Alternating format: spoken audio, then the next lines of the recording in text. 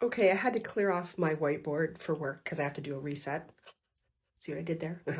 Anyways, give me a chance to talk about this, and I'm going to go all instructor here on you. I don't actually do that for a living, but this is how my mind works, and I think this is going to answer some of these. We see this reoccurring happening in my comment section in talking about these things, and this is what's happening. This might be a couple parts. I'm sorry, guys, but I think that what happens is, and it's totally valid, we have World Economic Forum ideas, right? And everybody and many people are really worried about them, and so they can't get past that they come from this source. And the problem with this source, of course, is it's under the umbrella of capitalism. And capitalism is preying on the vast majority of people right now. And so valid, like you can't imagine a system when we're in this system. It's the governing system, it's the default system.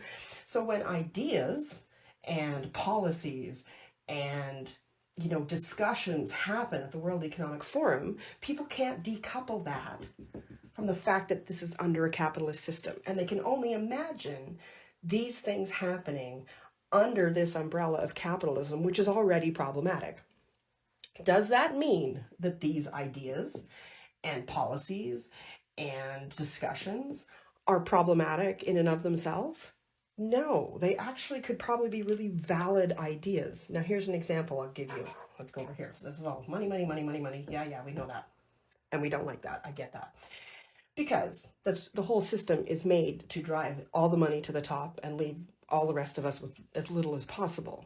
So that's the profiteering. And we should reject a system like that because it has so many problems with how it victimizes and profiteers and is predatory. So we want to reject this system, but there are ideas here that work, and I'll give you an example. So this idea of let's talk about shared housing, and you're like, what? What? Well, there's examples of this where people have stepped outside of capitalism, and it's really interesting. I know of one here in Calgary. So this is a housing co-op. Co-op. Well, how does that work? Well, I'll show you in the next video. But what I'm talking about in this video that's the problem is that, and also there's another problem, of course, as soon as we use other words like socialism or communism, this system is heavily invested in us not talking about any of these ideas because they might fall under this, right? So follow for part 2. Okay, and we're back, part 2. So capitalism is the main problem. Talking about World Economic Forum ideas because they fall under capitalism is problematic. I want to talk about an idea from the World Economic Forum, which is like sharing. And so this is where that first comment of you will own nothing and be happy comes from. So here's an idea. Follow me. We're going to move over. Okay, so I know someone who lives in one of these housing co-ops, and I had a chance to go and see it, and it was fascinating to me. So the housing cooperative is a group of people that live in sort of these really interesting stacked townhouse area, different units and suites of different sizes that they need. And underneath is a great big parkade, and there's a garden area. And they have some cars under here, and they have a big truck that they share. And it's really interesting because underneath here, they also have a shared tool area. They have a shared garden. They have the tools for the garden. They have a truck that anybody in the housing co-op can use. And guess who owns all of these things, including these houses, is the co-op, right? So these people they own their apartments and they own a portion of the co-op. So they own a portion of all these things, but they get the net benefits of the shared ownership of this. And so like imagine that with me. We talk about car share. It's like these people might have cars, lots of them have bicycles. It's right on public transit. It's great. There's buses that people use all the time. Some of these people don't own any cars at all. But if they need one, they can take their car and they can go way over, it's Calgary, Costco, way the hell over here, and come back. But they don't have to have that car all the time. They don't have the cost of that car all the time. So, average car between insurance, if it's new and it's a lease, and, maintenance included, so maybe $800 a month. Well, now that's shared amongst 20 people. And if a car doesn't work that they share, They could share, they can go use the truck to go pick up that furniture that they bought, but they don't have to own the truck. Or they only have to own a small percentage of the truck, right?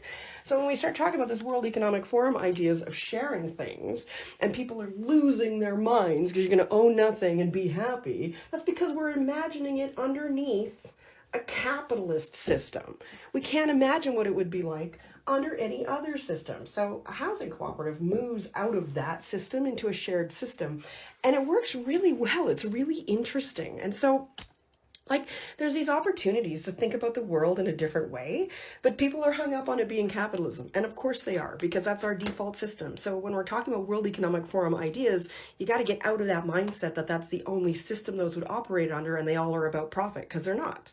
Okay, I just did a couple videos. You can go watch them. They're all about this big spaghetti noodle problem. But my point I wanted to make, because I often have a point, eventually I get there, is that we're trying to have conversations in my comments about ideas from the World Economic Forum, but when the only system we can imagine them under is capitalism, then everybody just wants to not talk about some of these good ideas because, oh my God, they might be socialist and they're terrible ideas because they all fall under capitalism.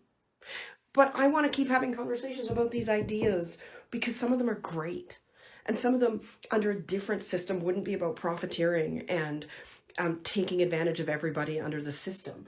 So ultimately, I want to talk about the ideas that scientists and environmentalists and socialists and economists have under the World Economic Forum by decoupling it from capitalism, because capitalism is one of the underpinning problems.